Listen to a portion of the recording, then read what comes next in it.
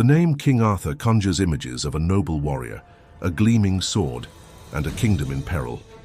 Across centuries, this figure has grown into Britain's most enduring legend, a beacon of hope against the tides of history.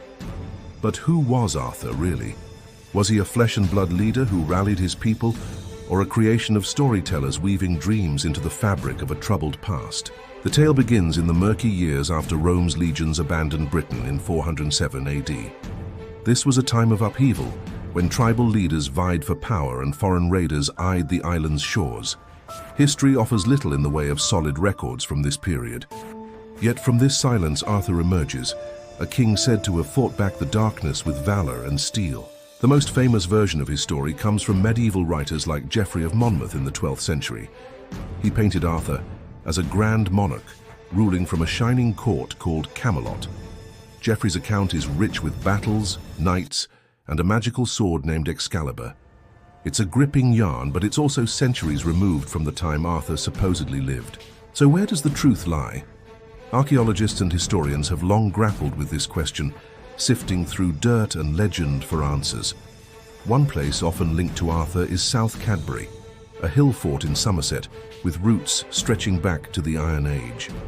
After Rome's fall, this site saw a remarkable revival, its ramparts rebuilt and its halls bustling. Excavations here uncovered signs of a thriving community around the late 5th century. Pottery from the Mediterranean and sturdy timber structures suggest a people far from defeated. Could this be Camelot, the fabled seat of Arthur's power? Locals have long believed it, and the timing fits with tales of a post-Roman hero. Yet there's a catch. No inscription or artifact names Arthur directly. The evidence is tantalizing, but it's circumstantial, leaving room for doubt. Another thread in the Arthurian tapestry is Tintagel, a rugged cliffside in Cornwall. Here, archaeologists found imported goods and a stone etched with a name resembling Artognu from around 500 AD. This discovery sent ripples through the historical world. While Artognu isn't quite Arthur, it hints at a powerful figure tied to this windswept outpost.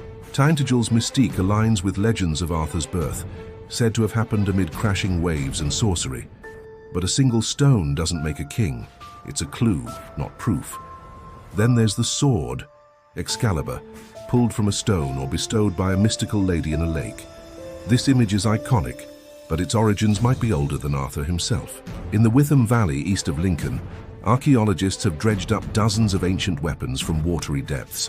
Swords, spears, and shields, deliberately cast into rivers, date back to the Bronze Age and beyond.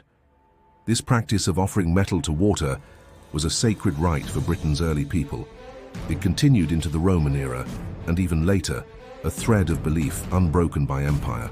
Could Excalibur's story be an echo of this tradition? The idea of a blade emerging from or returning to water feels eerily familiar to those ancient finds. The Witham Valley yields more than just weapons.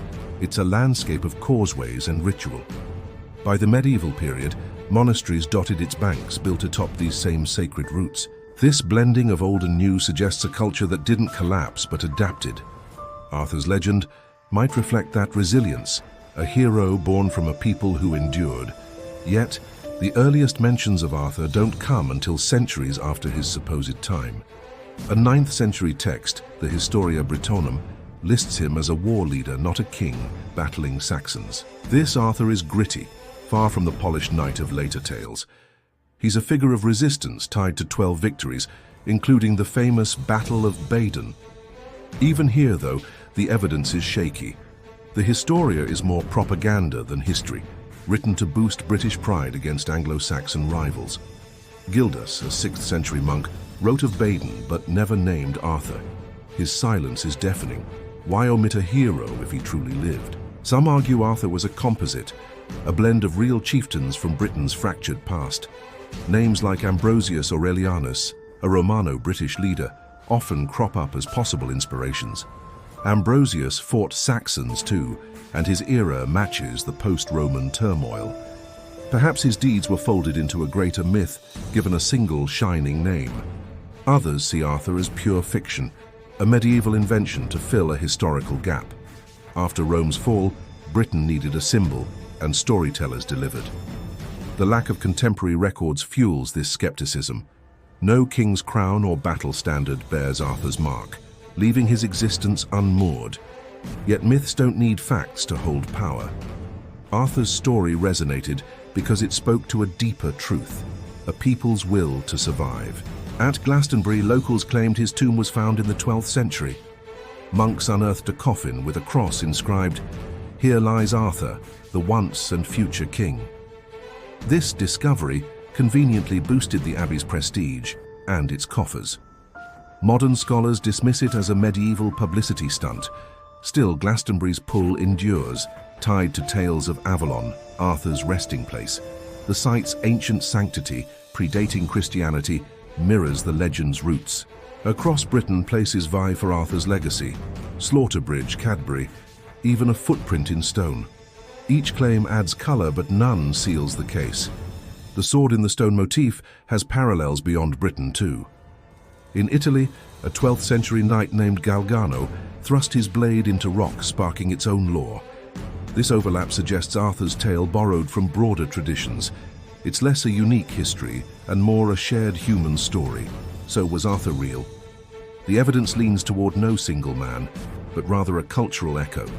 Archaeology shows Britain didn't crumble after Rome, it rebuilt. Hill forts like Cadbury and trade hubs like Tintagel prove a society on the move. Arthur might symbolize this defiance, a figurehead for a people who refuse to fade. His battles may be fiction, but their spirit feels grounded in truth. The Annales Cambriae from the 10th century mention Arthur at Baden and a final clash at Camelot.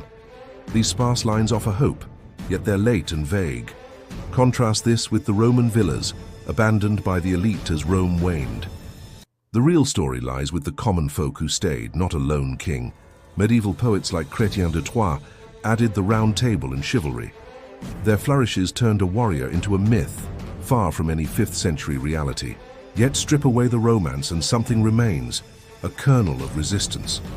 Arthur embodies a Britain that bent but never broke. In the end, his reality matters less than his meaning.